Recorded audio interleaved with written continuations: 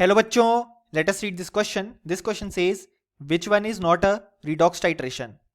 और हमारे ऑप्शन हैं option A FeSO4 versus K2Cr2O7, option B I2 versus hypo, option C CuSO4 versus hypo, option D AgNO3 versus KCl.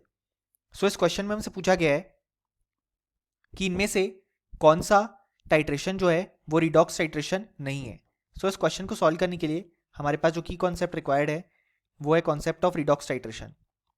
सो यहाँ पे redox titration में होता यह है कि हमारे पास एक स्पीशीज जो है वो यहाँ पे ऑक्सीडाइज होती है और जो दूसरी स्पीशीज है वो हमारे पास यहाँ पे रिड्यूस होती है.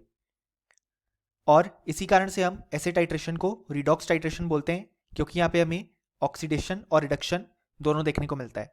अब अगर हम बात करें पार्ट ए की, सो इसमें FeSO4 वर्सेस K2Cr2O7 गिवन है. सो K2Cr2O7 में क्रोमियम का जो ऑक्सीडेशन स्टेट है वो है +6, जिसे हम फाइंड आउट कर सकते हैं. लेट अस अज्यूम उसके ऑक्सीडेशन स्टेट को S+Y. सो हम लिख सकते हैं +1 × 2 +2y -2 × 7 इज इक्वल टू 0, क्योंकि पोटेशियम का नॉर्मल ऑक्सीडेशन स्टेट +1 और ऑक्सीजन का -2 शो होगा, जिसे सॉल्व करने के बाद y की वैल्यू मिलेगी +6. अब ये यहाँ पे क्रोमियम का हाईएस्ट ऑक्सीडेशन स्टेट है, यहाँ से वो केवल रिड्यूस होता है, इसी कारण से वो as a strong oxidising agent act करता है. खुद रिड्यूस हो जाता है Cr+3 के फॉर्मेट में, और यहाँ पे आयरन जो +2 में है उसे ऑक्सीडाइज कर देता है आयरन +3 में. सो यहाँ पे हम देख सकते हैं इस टाइट्रेशन में आयरन होगा ऑक्सीडाइज और K2Cr2O7 होगा रिड्यूस, इसलिए ये एक रिडॉक्स टाइट्रेशन है. सो ऑप्शन ए इनकरेक्ट हो जाएगा, क्योंकि हमें बताना है कौन सी रिडॉक्स टाइट्रेशन नहीं है. नेक्स्ट अगर हम बात करें पार्ट बी की, सो उसमें I2 वर्सेस हाइपो की बात की गई है. सो यहाँ पे जो हमारे पास हाइपो होता है वो होता है Na2S2O3. इस केस में अगर हम सिमिलरली सल्फर का oxidation state let's say X assume करते हैं, तो यहाँ पे X की वैल्यू सॉल्व करने के बाद आती है 2, क्योंकि यहाँ पे सोडियम का +1 ऑक्सीडेशन स्टेट होता है और ऑक्सीजन का -2. यहाँ पे जो सल्फर का ऑक्सीडेशन स्टेट आया है वो उसका एवरेज ऑक्सीडेशन स्टेट है. I2 के केस में आयोडीन का ऑक्सीडेशन नंबर है 0. सो यहाँ पे जो हाइपो है वो हमारे पास ऑक्सीडाइज हो जाता है टू Na2S4O6, जहाँ पे सल्फर का एवरेज ऑक्सीडेशन स्टेट आता है 2.5. सो हम देख सकते हैं सल्फर यहाँ पे ऑक्सीडाइज हुआ और यहाँ पे I2 जो है वो रिड्यूस होता है I- के फॉर्मेट में. सो यहाँ पे -1 ऑक्सीडेशन स्टेट है.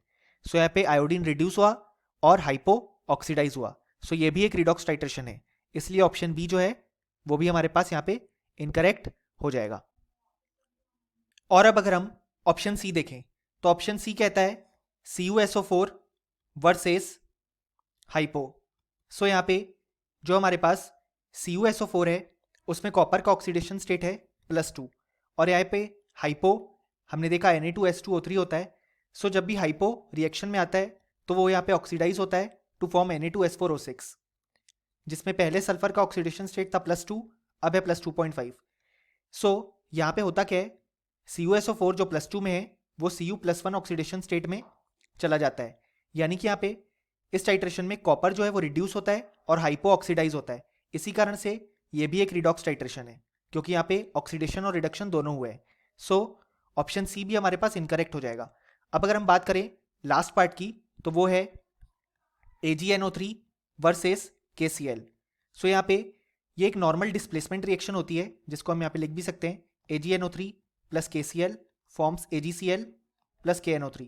यहाँ पे AgCl का PPT फॉर्म होता है. सो यहाँ पे सिल्वर +1 ऑक्सीडेशन स्टेट में है, यहाँ पे भी +1 में है, यहाँ पे पोटेशियम +1 में है, यहाँ पे भी +1 ऑक्सीडेशन स्टेट में, और क्लोरीन यहाँ पे -1 में है और यहाँ पे भी -1 में. सिमिलरली हम देख सकते हैं NO3- पार्ट यहाँ पे प्रेजेंट है और यहाँ पे भी सेम NO3- पार्ट प्रेजेंट है. सो नाइट्रोजन और ऑक्सीजन के ऑक्सीडेशन स्टेट में भी कोई चेंज हमारे पास नहीं आया है. इसी कारण से यहाँ पे हमें ना तो रिडक्शन देखने को मिला, ना ही ऑक्सीडेशन देखने को मिला. इसी कारण से ये हमारे पास एक रिडॉक्स टाइट्रेशन नहीं है.